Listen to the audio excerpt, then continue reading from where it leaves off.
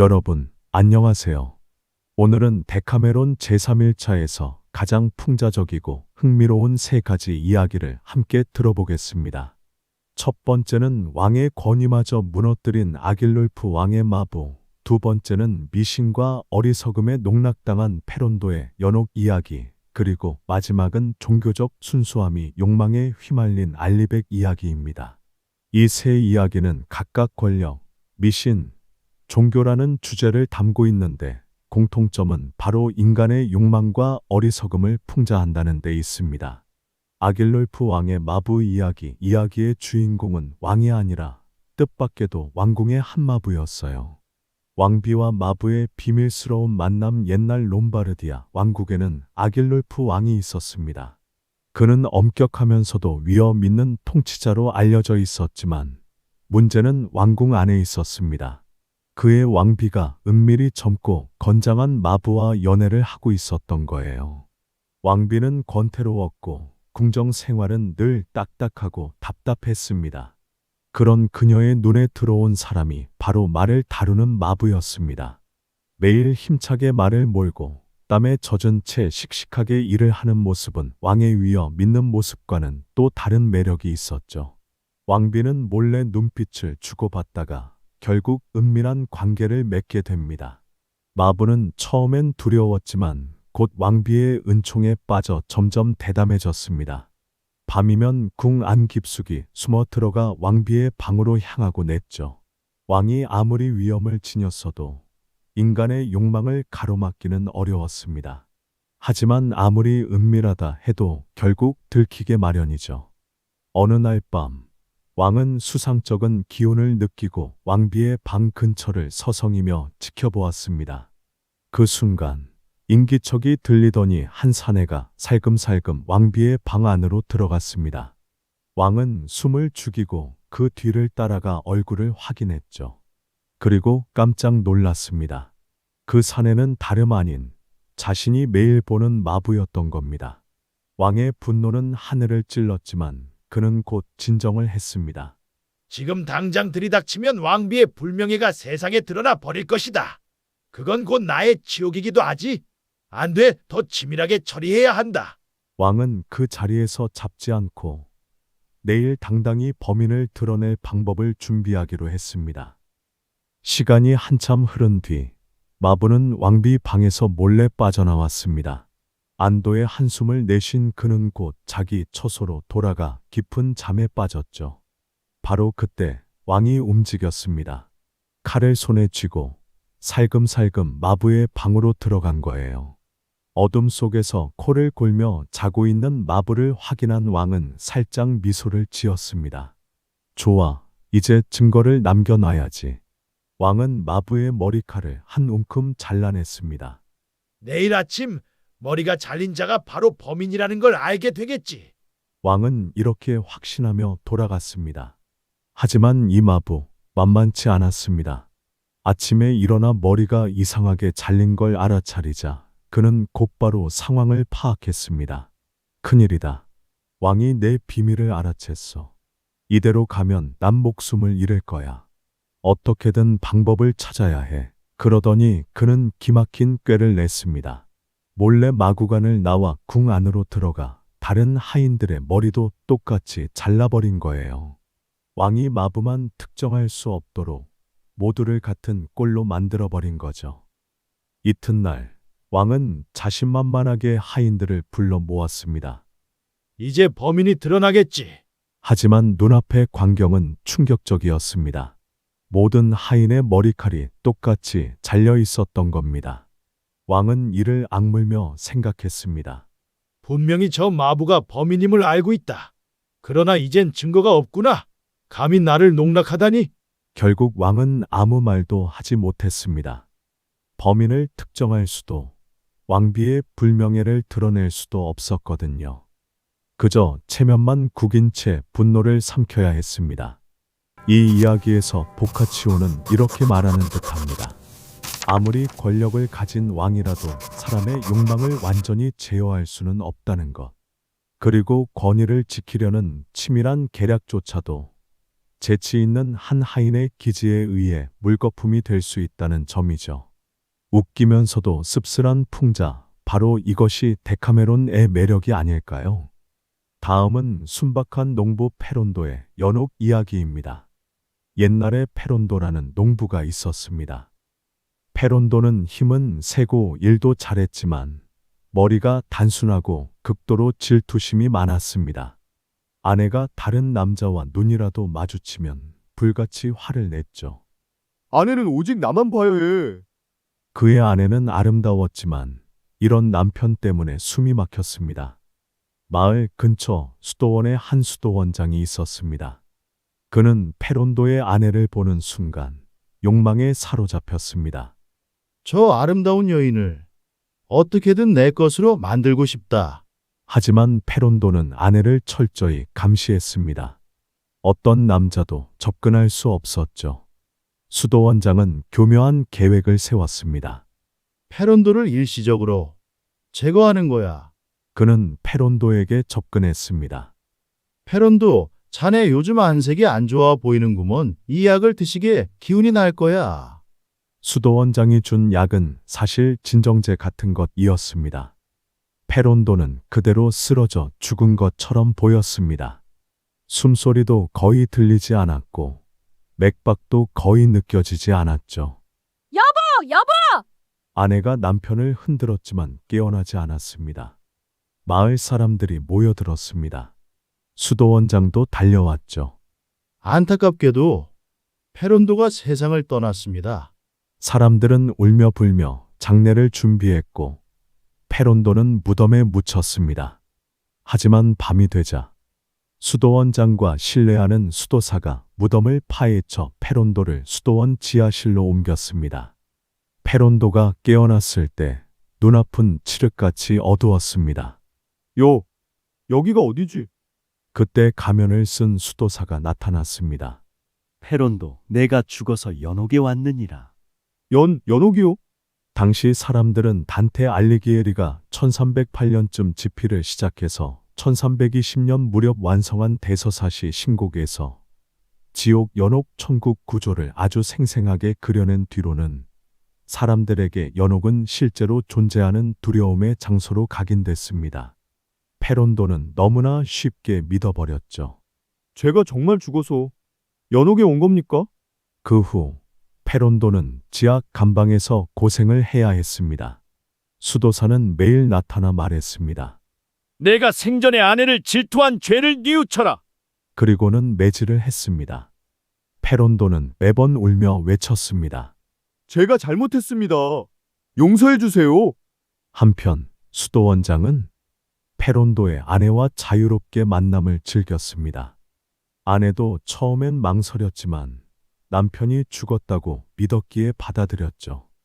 어느 정도 시간이 흐른 뒤 수도원장은 계획을 마무리하기로 했습니다. 이제 페론도를 돌려보내야겠군.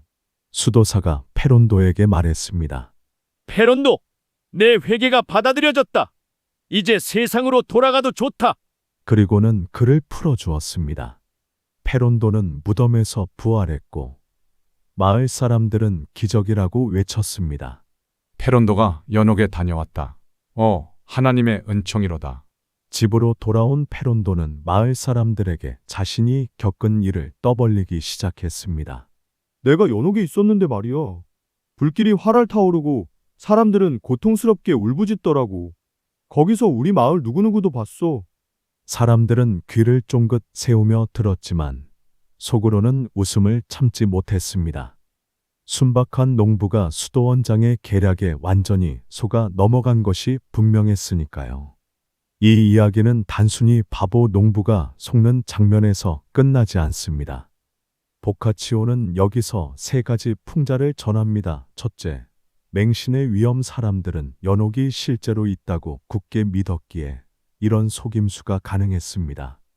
둘째, 권력의 위선. 수도원장은 종교 권위를 빌려 자신의 욕망을 채웠습니다. 셋째, 웃음의 아이러니. 페론도는 끝까지 속았지만 마을 사람들에게는 영원한 웃음거리가 되었습니다. 보카치오는 수백 년 전 이 이야기를 통해 우리에게 경고합니다. 눈 뜨고 속지 말라. 그렇지 않으면 당신도 페론도가 될 것이다. 무지는 때로 축복일 수 있지만 그것은 타인의 조종을 허락하는 것이기도 하다. 옛날에 알리백이라는 젊은 아가씨가 있었습니다. 부유한 집안에서 자라나 세상 물정은 잘 몰랐지만 마음만큼은 신실하고 순수했죠. 어느 날 그녀는 마음속으로 이렇게 다짐했습니다. 사람들이 다 신을 섬기라 하는데 나도 신을 가장 잘 섬기는 방법을 배우고 싶어. 그래서 알리백은 가족 몰래 집을 떠나 사막으로 갔습니다. 그리고 그곳에서 수도 생활을 한다는 은둔자들을 찾아 나섰죠. 그곳에서 알리백은 우연히 루스티코라는 수도사를 만났습니다. 루스티코는 겉보기엔 경건하고 고결한 수도자였지만 사실 속은 인간적인 욕망으로 가득한 사람이었죠. 알리백은 순진하게 물었습니다. 거룩한 수도사님, 제가 신을 섬기려면 어떻게 해야 하나요? 루스티코는 속으로 크게 웃었습니다. 이런 순수한 소녀라면 내 욕망을 채울 좋은 구실이 되겠구나. 그는 잠시 고민하다가 교묘하게 말을 꺼냈습니다.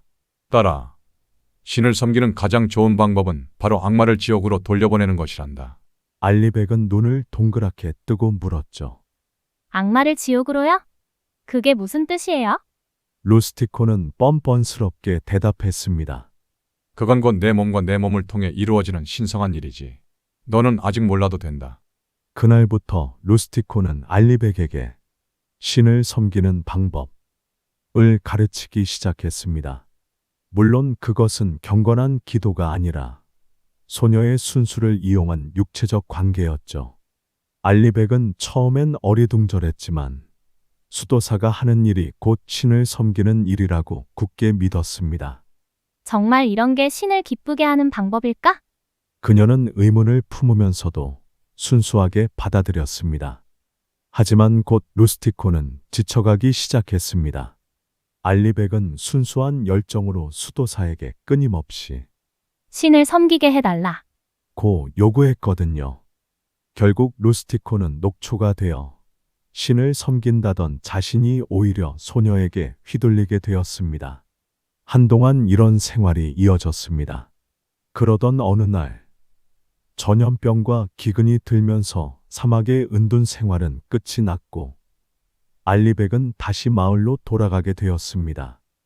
마을 사람들은 그녀에게 물었죠. 알리백 그동안 어디서 지냈니? 순수한 알리백은 숨김없이 대답했습니다. 저는요, 수도사님께 신을 섬기는 법을 배웠어요. 그 방법은 바로 악마를 지옥으로 돌려보내는 것이래요. 그래서 저는 열심히 신을 섬겼답니다. 마을 사람들은 처음엔 이해하지 못했지만 곧 알리백이 말하는 악마를 지옥으로 돌려보낸다는 게 무슨 뜻인지 단번에 눈치챘습니다. 순수한 소녀는 신앙의 언어로 말했지만 그 속뜻은 너무도 노골적이었거든요. 사람들은 서로 얼굴을 마주보다가 결국 폭소를 터뜨렸습니다. 하하하. 그 말대로라면 우리 동네 남자들이야말로 누구보다 신을 잘 섬기고 있겠구먼. 악마를 지옥으로 보내는 법이라니 참 신기한 신앙도 다 있네. 그들은 알리백의 순수함을 조롱하면서도 동시에 속으로는 수도사의 위선과 탐욕을 비웃었던 겁니다. 보카치오는 이 이야기를 통해 당시 교회와 수도사들의 위선을 풍자했습니다. 겉으로는 신을 섬긴다며 금욕과 경건을 강조했지만 속으로는 욕망과 위선으로 가득 차 있음을 꼬집은 거죠. 또 한편으로는 순수한 사람의 무지가 얼마나 쉽게 악용될 수 있는지 보여줍니다. 알리백은 끝까지 신을 섬긴다고 믿었지만 사실은 수도사의 욕망을 채워주는 도구가 되었을 뿐이었죠. 이렇듯 데카메론의 알리백 이야기는 웃음을 자아내면서도 권위와 종교적 위선을 날카롭게 비판하는 풍자극입니다. 어떻게 보셨나요? 만약 여러분이 알리백의 순수함을 가진 사람을 본다면 그 사람을 지켜주는 게 진짜 신을 섬기는 일이 아닐까요? 오늘 우리는 세 가지 이야기를 함께 들었습니다. 왕을 속인 마부는 재치로 권위를 무너뜨렸고, 페론도는 맹목적 신앙의 허상을 드러냈으며 알리백은 순수함이 어떻게 위선과 만나 희극이 되는지 보여줬습니다. 이 세 이야기는 결국 한 가지를 말합니다. 세상은 진지하게 보면 비극이지만 웃으며 보면 희극이다. 보카치오는 말했습니다. 인간은 어리석지만 그 어리석음 속에서도 웃음을 찾는다. 그는 흑사병의 절망 속에서도 인간의 본성을 비난하지 않았습니다. 오히려 말했죠. 우리는 완벽하지 않지만 웃을 수 있기에 여전히 인간이다. 왕의 굴욕을 보며 우리는 웃었지만 동시에 권력의 허상을 깨달았습니다. 페론도의 어리석음을 보며 웃었지만 동시에 맹신의 위험을 배웠습니다. 알리백의 순진함을 보며 웃었지만 동시에 권위의 악용을 목격했습니다. 그리고 그 웃음 속에서 우리는 살아남고 깨닫고 조금은 더 현명해집니다. 700년이 지났지만 이 이야기들은 여전히 우리에게 묻습니다. 당신은 불합리한 권위 앞에서 어떻게 대처하시나요? 당신은 무엇을 맹목적으로 믿고 있나요? 당신 주변의 순수한 사람들을 지켜주고 있나요? 보카치오가 데카메론을 쓴 이유는 단순히 재미있는 이야기를 전하기 위함이 아니었습니다. 그는 절망의 시대의 사람들에게 말하고 싶었습니다. 웃어라. 웃음은 인간이 가진 가장 강력한 무기다. 교활한 마부는 우리에게 지혜를, 어리석은 페론도는 우리에게 경계심을, 순수한 알리백은 우리에게 연민을 가르쳤습니다. 보카치오의 마지막 메시지입니다. 인생은 짧고 죽음은 확실하다. 그러니 웃으며 살아라. 하지만 웃으면서도 생각하라. 그것이 진정한 인간의 모습이다. 오늘도 흥미로운 이야기 함께 해주셔서 감사합니다. 다음 시간에는 또 다른 데카메론 이야기로 찾아뵙겠습니다.